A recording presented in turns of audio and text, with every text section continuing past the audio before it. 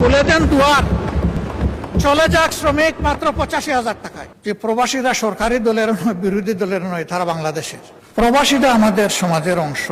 এই প্রবাসীদের নিয়ে এখানে আমরা 2.5 ঘন্টা আলোচনা করেছি। সরকারি দল, বিরোধী দল, খুবই প্লিজেন্ট আলোচনায় আমরা অংশগ্রহণ করেছি।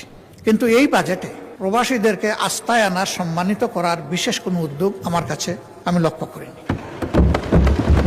সেই আলোচনায় আমরা একটা প্রস্তাব দিয়েছিলাম যে প্রবাসীরা সরকারি দলের নয়, বিরোধী দলের নয়, তারা বাংলাদেশের।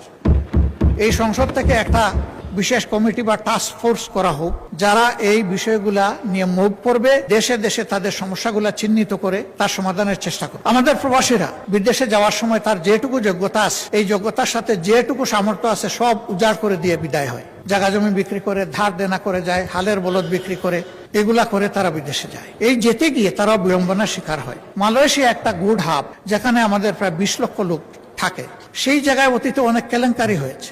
সেখানে একটা কোম্পানি করে, নুরুদ্দিন আমিন, সে একটা কোম্পানি করে একটা সিন্ডিকেশনের মাধ্যমে 85,000-এ যেখানে একজন শ্রমিক ভাই যাওয়ার কথা, সেখানে তার কাছ থেকে নেওয়া হয়েছে 6 লক্ষ 7 লক্ষ টাকা। এখনো সেইটা বহাল আছে। আমি এই গণতান্ত্রিক সরকারকে অনুরোধ করব, হাত দেন, ভেঙ্গে দেন সিন্ডিকেট, খুলে দেন দুয়ার, চলে যাক শ্রমিক মাত্র 85,000 টাকায়। যারা জেলে